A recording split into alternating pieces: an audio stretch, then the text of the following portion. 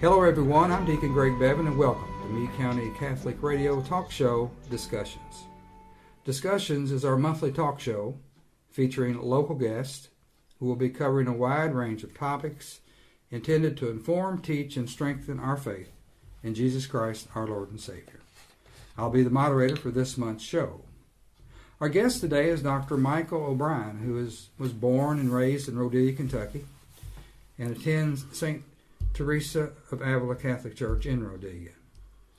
Dr. O'Bryan is a doctor of veterinary medicine, and our topic is freedom from drugs to freedom with God. We'll be back in just a minute to visit with Dr. O'Bryan. You're listening to Meade County Catholic Radio, WLHN 95.3, broadcasting from Brandenburg, Kentucky.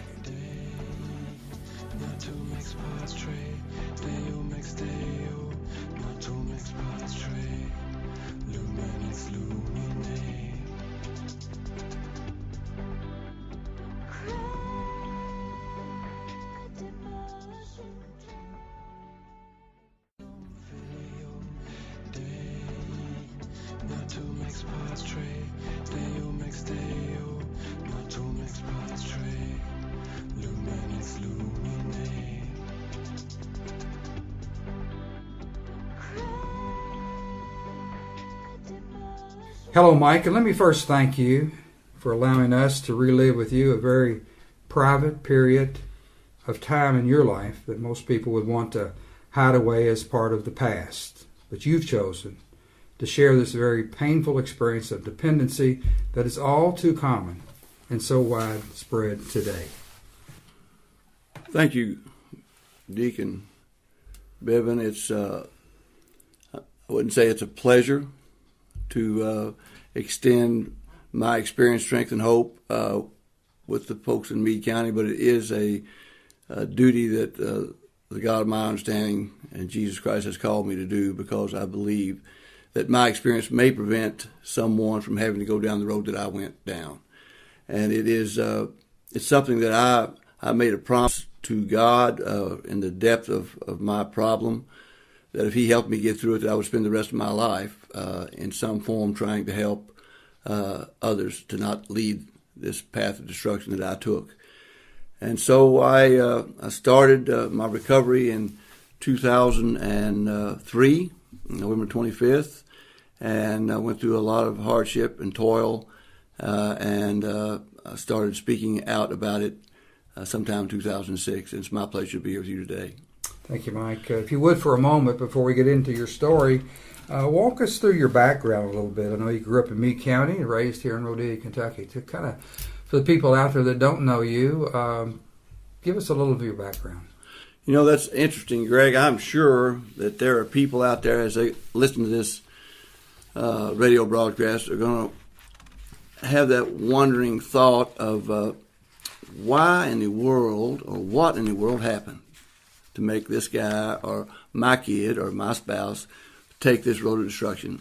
And it's an odd deal for me, because I was born into a very Christian, loving home in the area of Rhodesia, Concordia, in Meade County, to a family of 13 children. I have 12 siblings, 11 sisters, and one brother. We were raised back a long gravel road in Meade County, and it was a wonderful childhood and a wonderful life. And it's difficult to say what makes someone take the path that I took. But as I look back at life, I can't blame anyone but myself. I was exposed to alcohol from an early age. And, I'm not here trying to save the world from alcohol, but I do believe it is a gateway drug. And I was exposed early, and not by folks who wanted me to drink, but I would get a sip of beer from going and get one from my brother-in-laws or someone else that was there helping Dad on the farm. After that, I went on to Catholic, actually it was Crossroads, was semi-Catholic school, and then went on to St. Roman, graduated from high school at a Catholic institute. And there I began to experiment with alcohol more regularly, and probably became a little bit of a problem drinker at that point. But then I was able to join the Army at a young age, at 17, and was successful in the military career. And I did begin to drink heavily in the military, and was also exposed to drugs, marijuana primarily. And I'm an addict, and I'm an alcoholic, and I like those things. And somehow, my life is a story of footprints. God has picked me up and helped me make the next right move, even though I was making wrong moves in the middle of all this. And so I was able to get out of the Army and use the GI Bill to go to veterinary school, college and veterinary school. But let me back up. God sent me an angel. And we were married in 1974 at 18 years old. And her name is Diana. And we're still together today after some very struggling hardships. And she has been a blessing in my life because she supported me through my education process. And then in our practice life, she was very supportive. And we've had some rocky roads. And eventually we had a separation and got back together. And so I was very successful in veterinary practice early. We had a great practice and some great partners. And I began to do more of what I shouldn't have been doing. And it led to, as we all know why I'm here today, the eventual, the eventual healing process, which comes from hitting your bottom.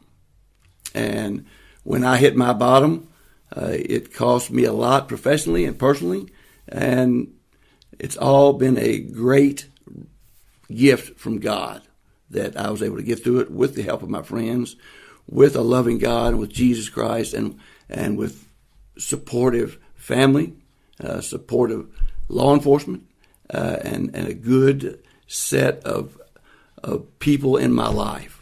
And today, that's why we're here, is because I was willing to take the trudge to happy destiny. And that's where we're headed today. Well, Mike, you mentioned the fact you became a very successful and well-known veterinarian. We all know that in this community. You were respected in the community very much, as you alluded to a little earlier, and even in the professional world. You're building a financial foundation, a good, sound financial foundation. You had a bright future in front of you. Then for you and your family, life changed. I'm going to let you kind of take it from there. It's difficult to pinpoint what happened. Greg, I didn't know anything about alcoholism, and I didn't know anything about addiction, as so many people out there don't know, that there is a tendency toward addiction and alcoholism in certain genomes and certain genes in certain families. And I do not blame anything on my family or my friends or anything of those people. It's just that I, for some reason, maybe through the stress of prolonged hours, maybe through the stress of working when I should have been at home with my children, I don't blame that on anybody or anything. But for some reason, I continue to drink more. And some of it is that obviously when I'm driving around in a truck, meeting with farmers, they like to have a sip of the good stuff with me. And I got to where I drank too much and I smoked too much marijuana. And eventually what happened is that the hours and the stress of the work and of life in general were very great. And I was at a situation one time where I was involved with an individual who told me that I looked very tired, and I did look very tired. I was working probably 80 or 90 hours a week, and I have a tendency to be very open to suggestions, especially when I've had some drink.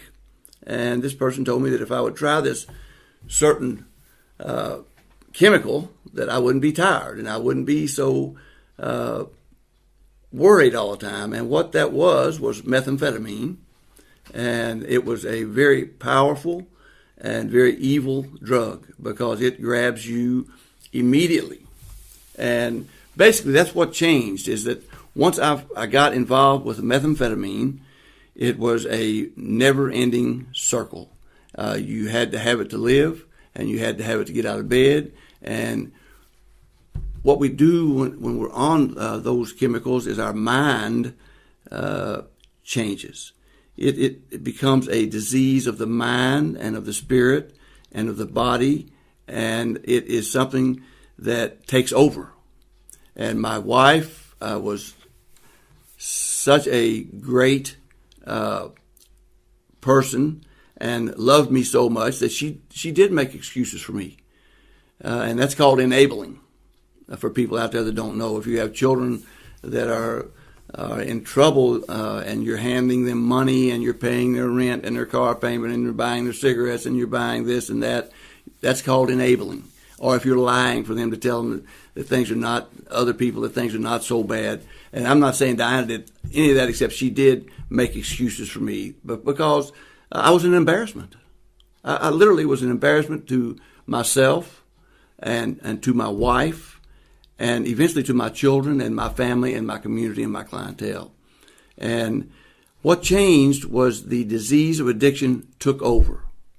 And I did some meth forums with Kentucky State Police, and still take any opportunity I can to speak out on this topic. But what I found on the first one I did was that people who try methamphetamine, 90% become addicted after one use. And I can't speak for 90%. I can speak for 100% of me, and I can tell you when I put that chemical in my body the first time, I knew that I wanted some more of it.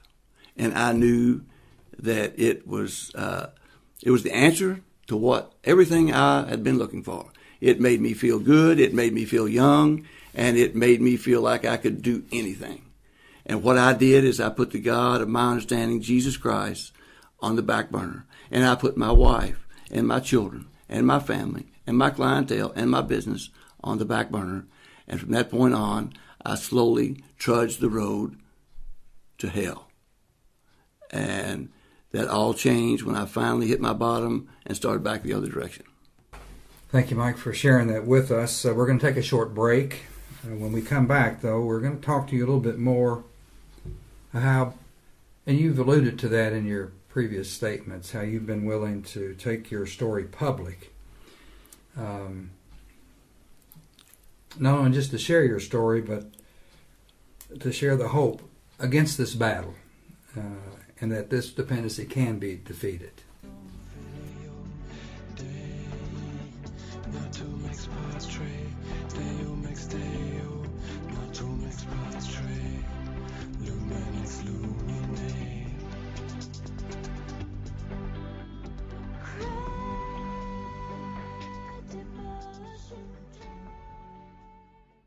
Thank you for listening to Meade County Catholic Radio Talk Show Discussions. It is our hope that these life and spiritual stories shared by those who live in our parishes and communities throughout our county will inspire and offer hope to you in your faith journey.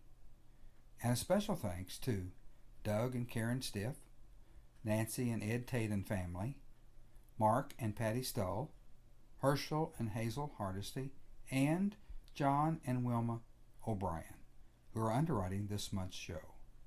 If you would like to underwrite one of our future shows, just send us a note to Meade County Catholic Radio, P.O. Box 40, Paineville, Kentucky, 40157. Again, that's Meade County Catholic Radio, P.O. Box 40, Paineville, Kentucky, 40157. We hope you're enjoying our show. Now back to discussions.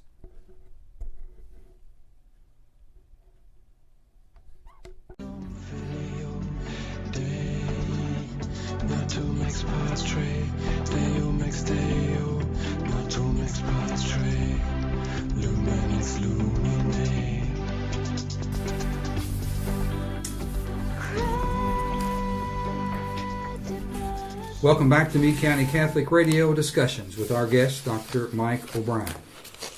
Mike, we tagged this show as Freedom from Drugs to Freedom with God.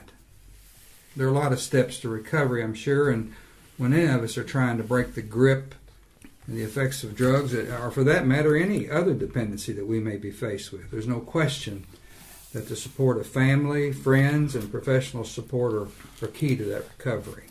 But sometimes we may forget to reach out to God, or may think He's not even listening or won't listen to us, or we may feel we're not worthy of His healing power and mercy.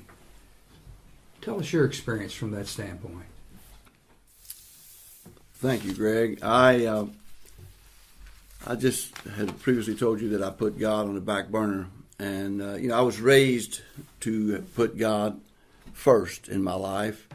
And what had happened to me was that the disease of addiction, what I mentioned was a spiritual and moral and physical and mental disease, had taken my mind from me. And I can remember back when I was in the grips of addiction, I was still with my wife, I was still trying to work, and I started missing church. I started missing Sunday Mass, and I never missed Sunday Mass.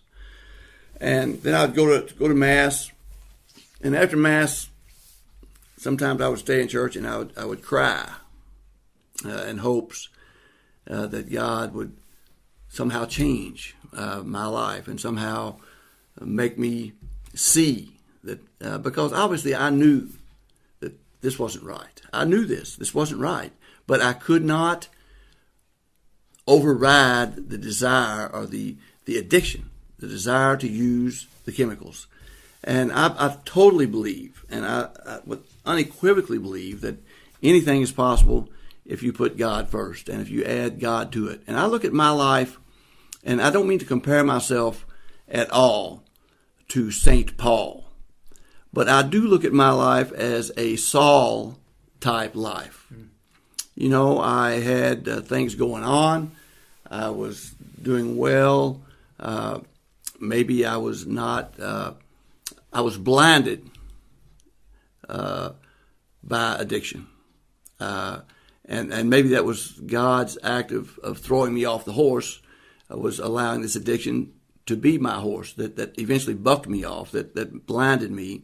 And on the other side, as I went through recovery, and that recovery started with my wife telling me she was going to have to leave me if I didn't straighten up.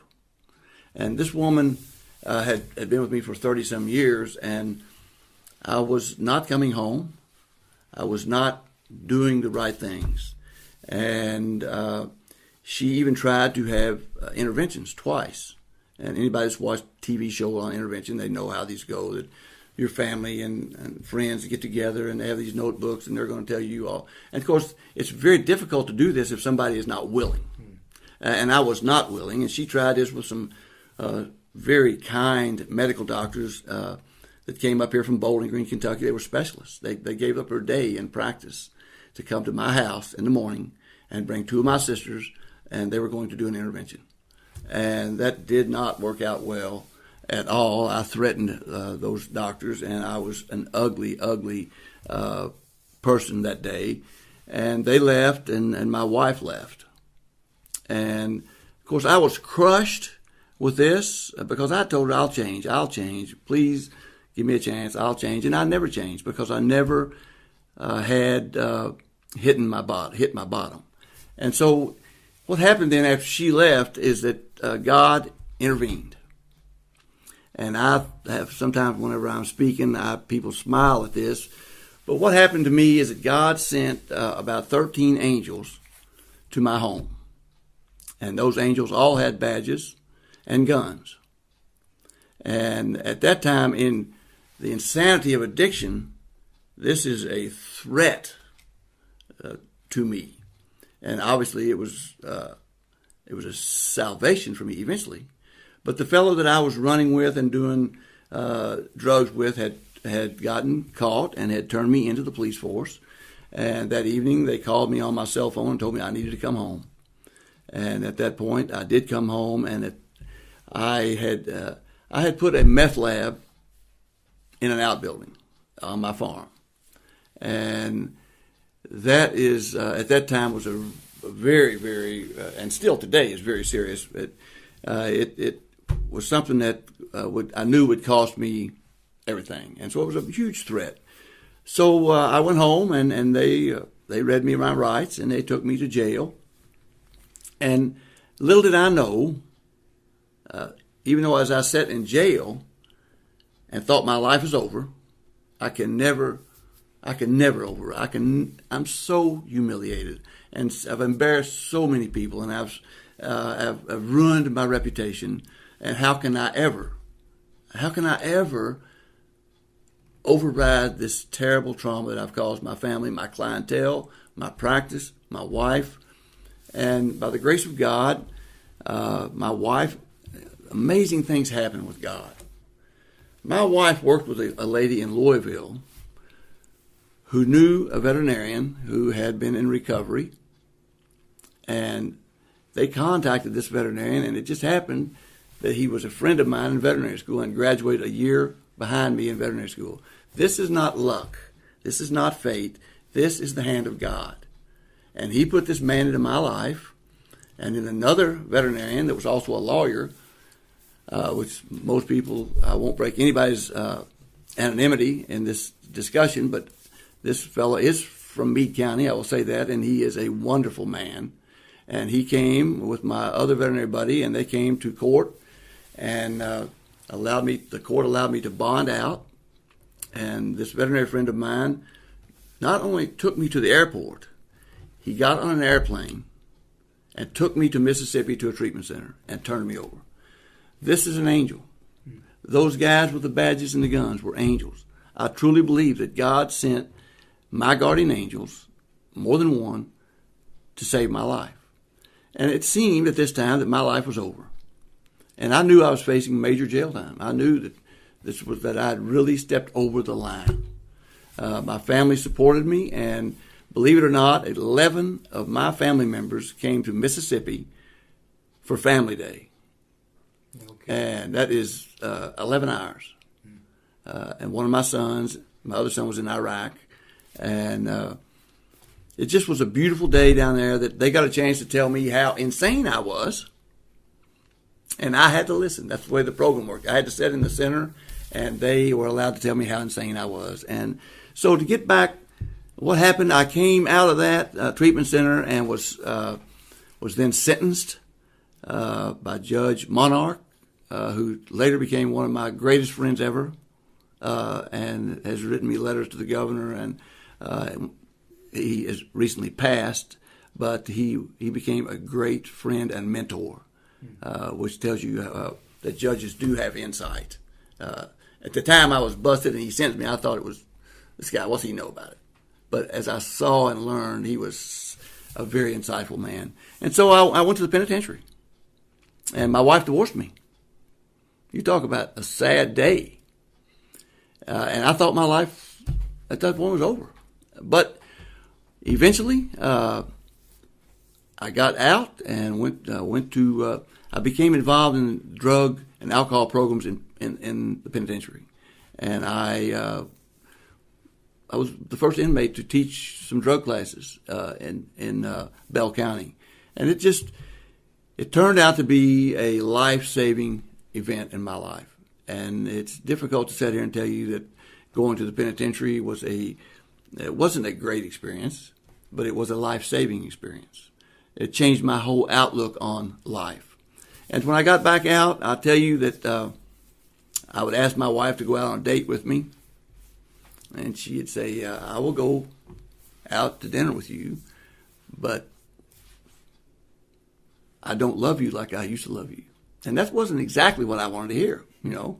But what she was doing, she was seeing if I was truly in recovery, if I truly meant, because I'd said so many times, I'm sorry. And, you know, usually when you do sorry things over and over, you don't have to tell people you're sorry. They already know. It's more now, what can I do to amend the problems we had? And so we eventually did get back together, and we got remarried in 2008. But to go back a little bit, whenever I stepped out of the penitentiary in June of 2006, I had been final sentenced in August of 2004, on 12th of August. On the 12th of August 2006, I went before the Board of Veterinary Medical Examiners, and they overrode the statute in the state of Kentucky and reinstated my veterinary license on probation. And I had to make up a lot of continuing education, but it was the beginning. And at that point, my wife and I started to date, and we eventually got back together. And I had only been out in public eye for like 2 months, and the Breckinridge County High School asked me if I would speak at a methamphetamine forum with the state police. And I thought, my goodness, how can I ever face all those people who had supported me for so many years and who I'd let down? And you know, it was the beginning of what I had promised. I promised God, and this is the truth, while I was in the penitentiary, that if he would help me keep my sanity, which was difficult to do because you're not expected to think in there at all, and it's not a good place to be and shouldn't be, I would spend the rest of my life trying to help somebody in recovery. And so I'd made that commitment, and now was the time to stand up to the plate. And I stepped in front of a crowd at Breckinridge County High School in the auditorium, standing room only. In fact, there was no standing room. I don't know, 3,500 people. And I'd always had a little trouble with public speaking.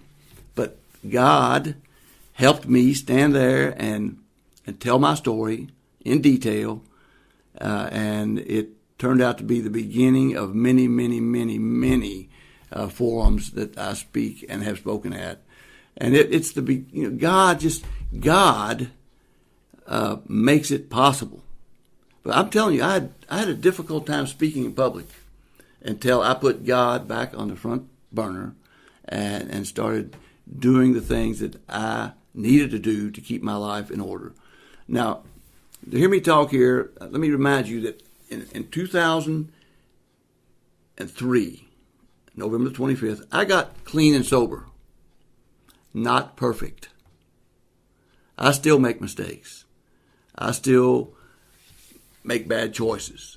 I'm still human. And I always will be human. But I'm better today than I was yesterday.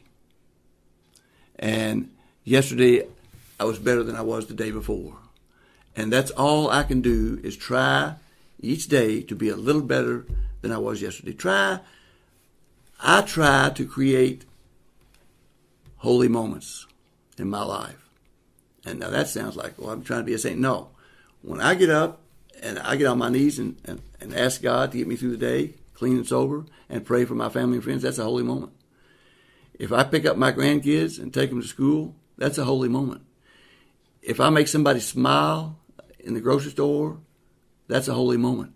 We're not talking about perfection. We're talking about spreading kindness. We see those signs all over the county. I love those signs.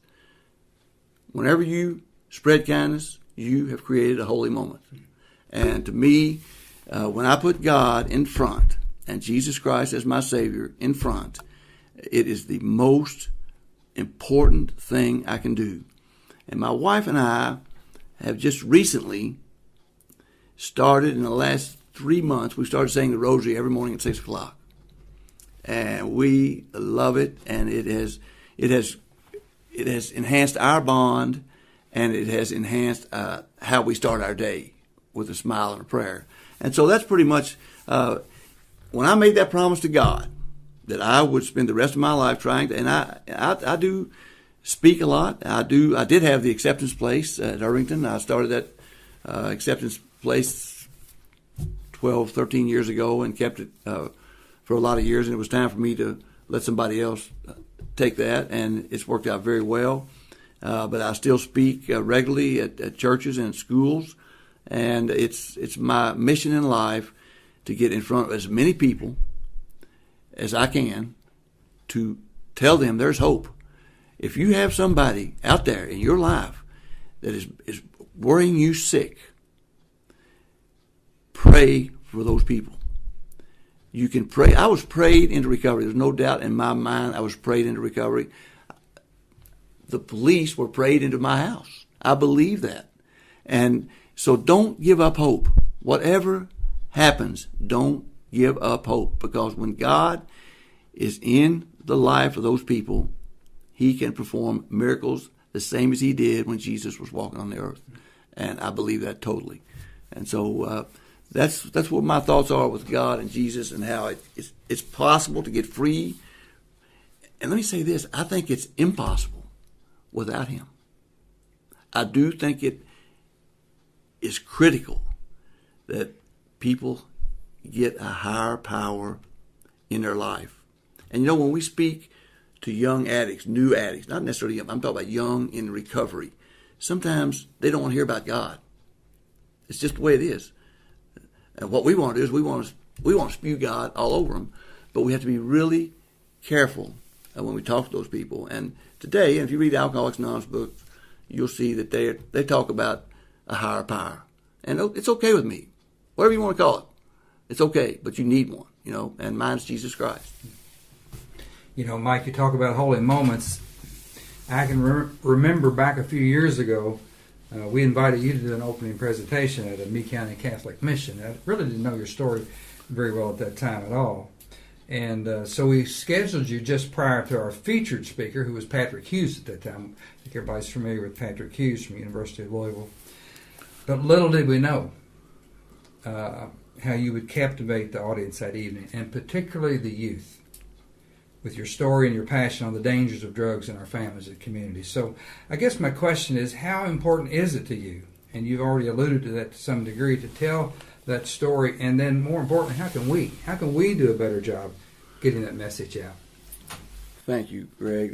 That was an awesome evening, because I had seen Patrick on TV multiple times, and I've seen his dad push him around the wheelchair at the U of L marching band, and I was excited to meet him and was very nervous about, again, people ask me, why are you airing your dirty laundry?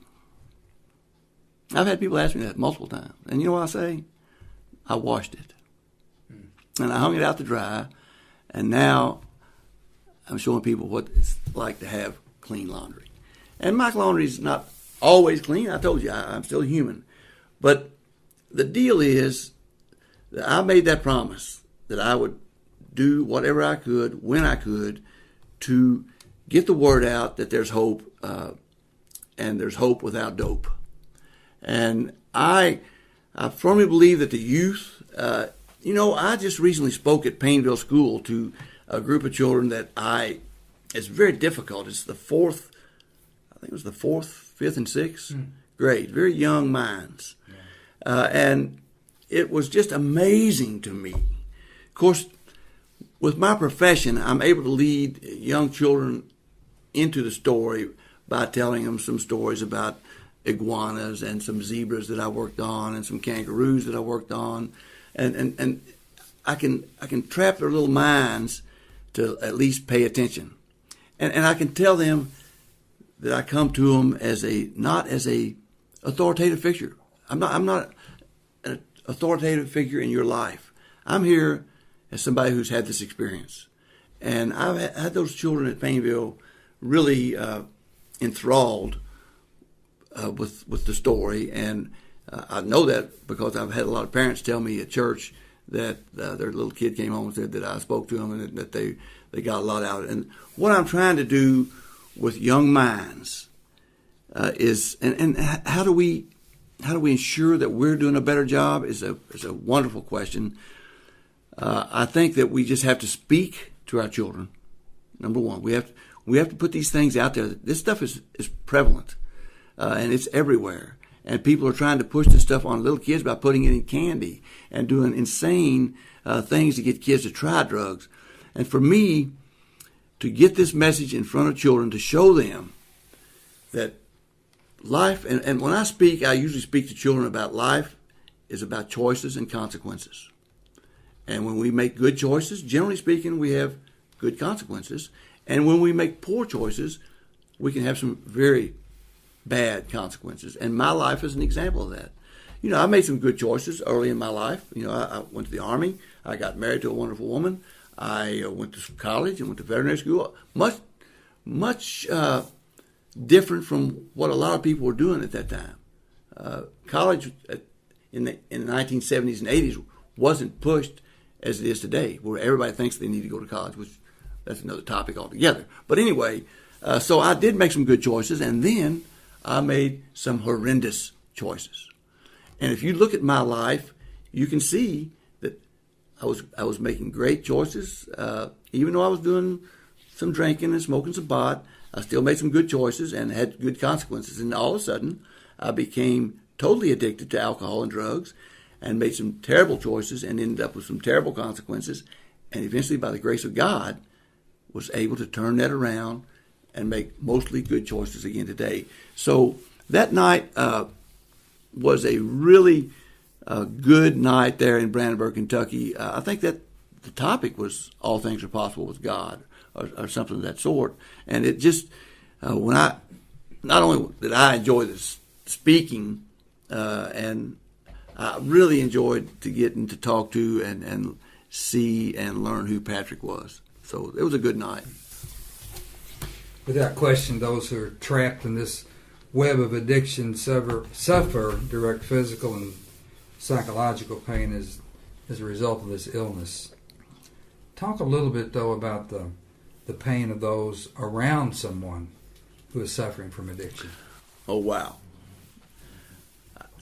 I mentioned a while ago that when I was in treatment in Mississippi, which I stayed 90 days, and what you're finding to a point is that they're proving nowadays that the longer a person stays in a treatment center, away from the old friends and away from the old places and the old things, the longer they stay, the more chance their mind has to reform itself and the better success rate they have. And so I was there for 90 days, and in the last week, my folks came down. Now I'm going to back up. We're going to go back to that just a minute. My folks came down to Mississippi. But what most addicts and alcoholics will tell you, and what they're thinking in their mind, is, why don't you leave me alone? I'm not hurting anybody but myself. If I'm hurting anybody, it's myself. Why don't you just leave me alone? If you would just shut up and leave me alone. And that's where I'm talking from experience. This is where I was. This is one of the things that drove my wife away from me. Just, please, just quit harping and leave me alone. I'm not hurting anybody. Well, the fact of the matter is, we're hurting everybody around us. Everybody. You look at me. I had people who trusted me to take care of their livestock. I had people who trusted me to take care of their most precious pets.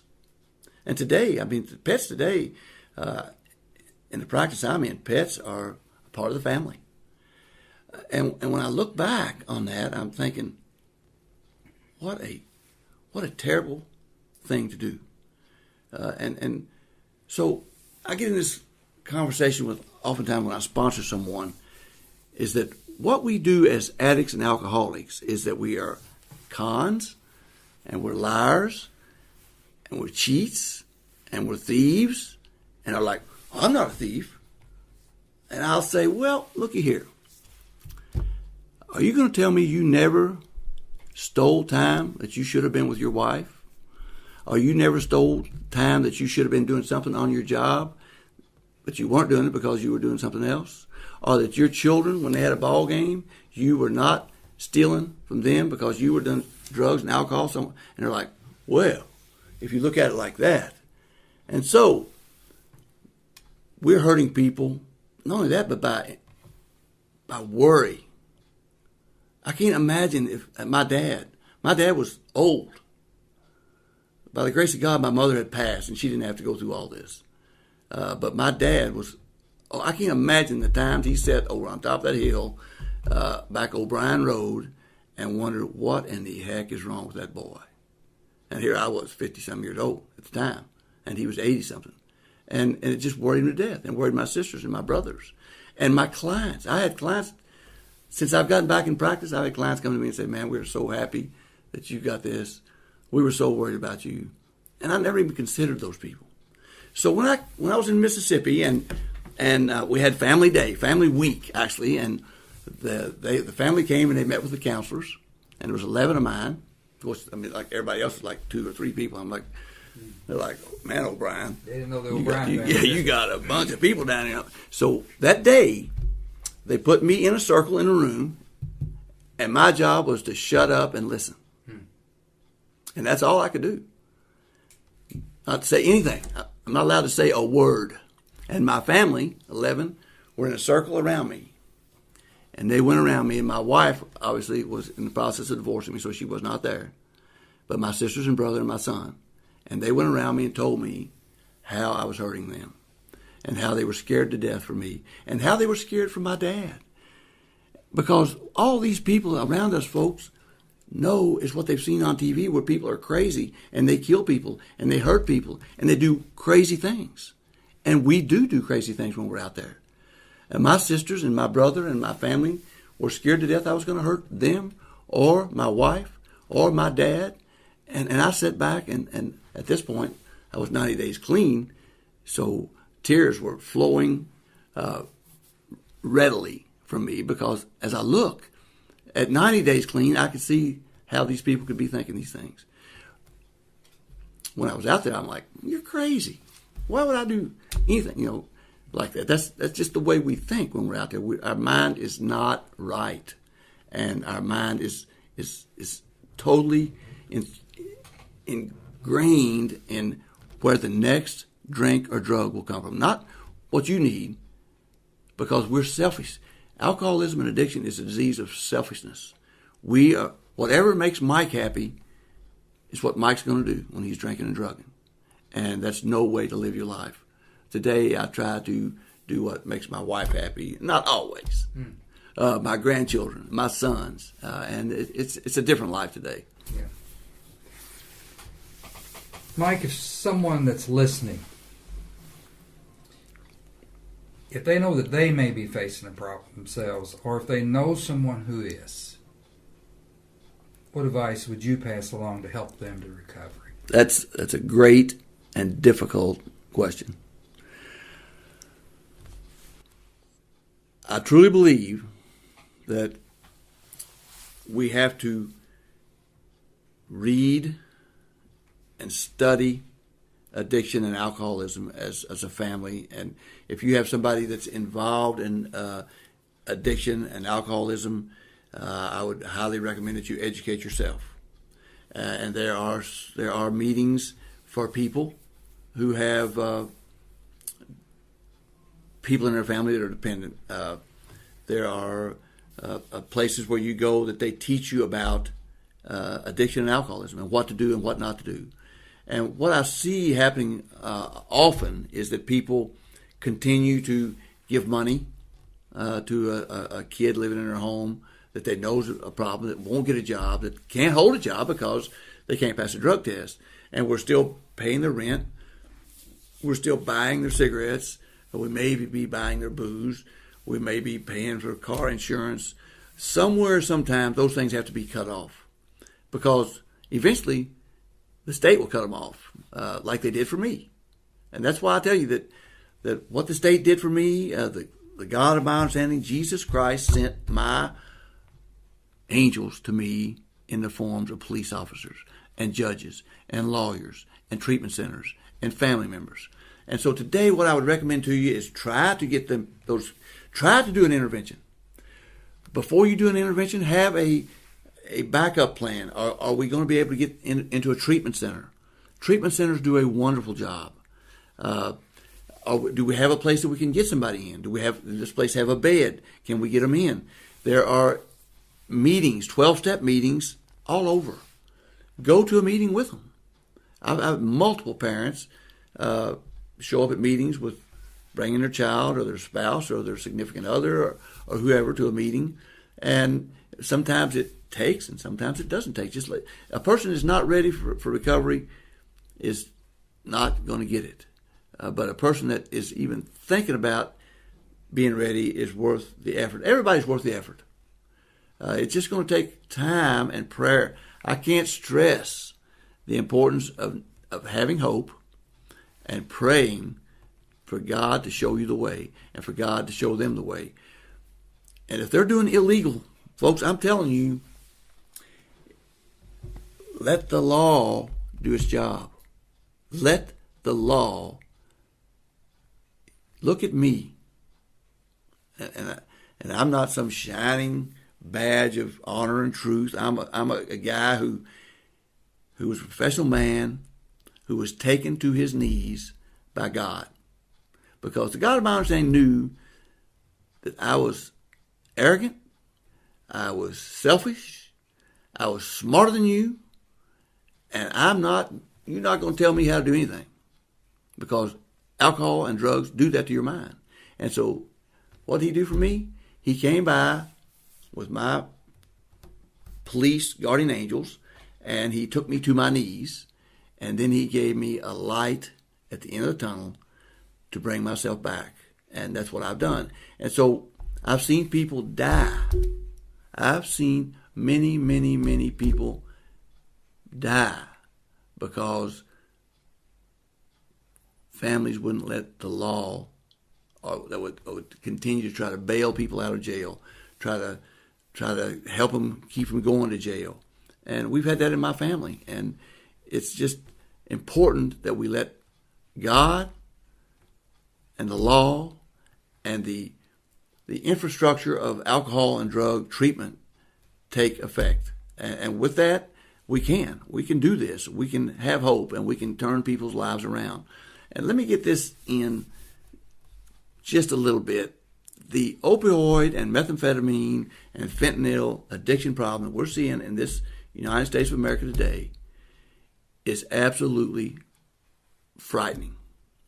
And we're talking about legalizing the use of the most, or maybe the second most common gateway drug in the world. Now, there's no doubt, and some people don't want to hear this, but I'm telling you, very few addicts started just doing heroin. Most of them did just like me. Alcohol is the number one gateway drug. And I'm not here to save people from drinking alcohol. I'm telling you, if you can drink and have a drink, great. Alcoholics and addicts can't.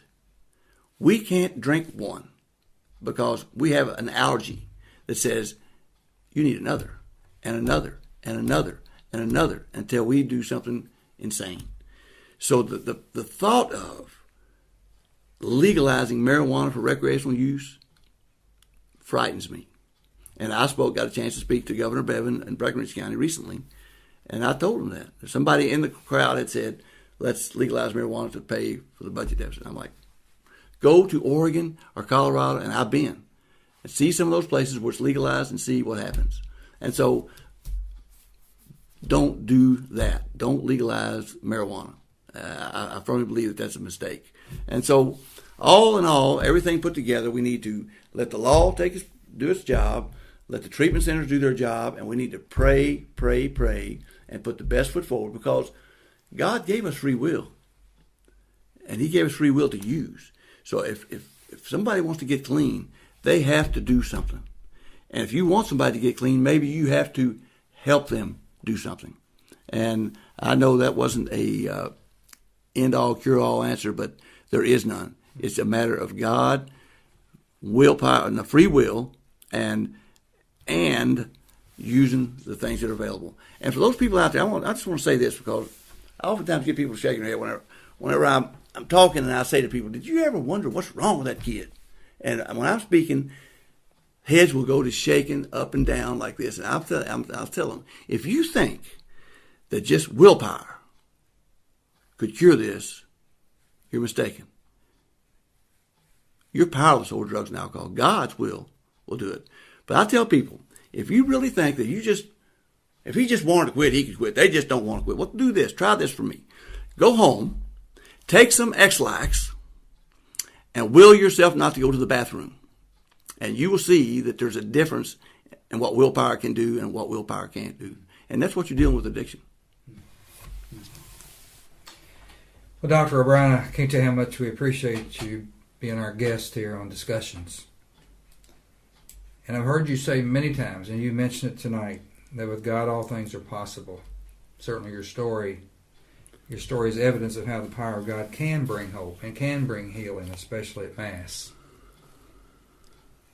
We want to certainly extend to you and your family the best of our wishes, and may the Heavenly Father continue to walk with you. Thank you very much, Greg. It's been an honor to be involved in this, and I just hope, and I told you a while ago that in my belief there is no question about the power of God and of Jesus Christ in our lives.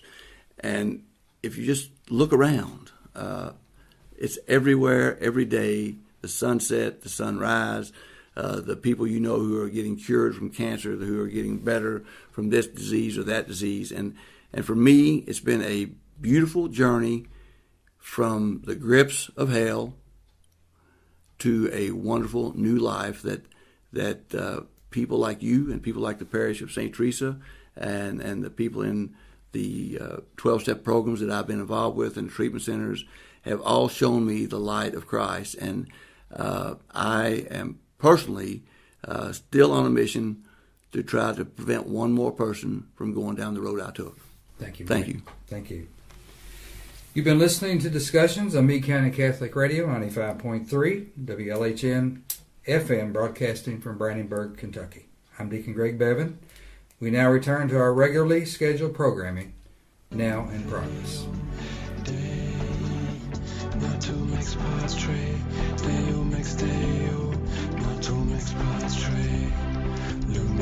Lumen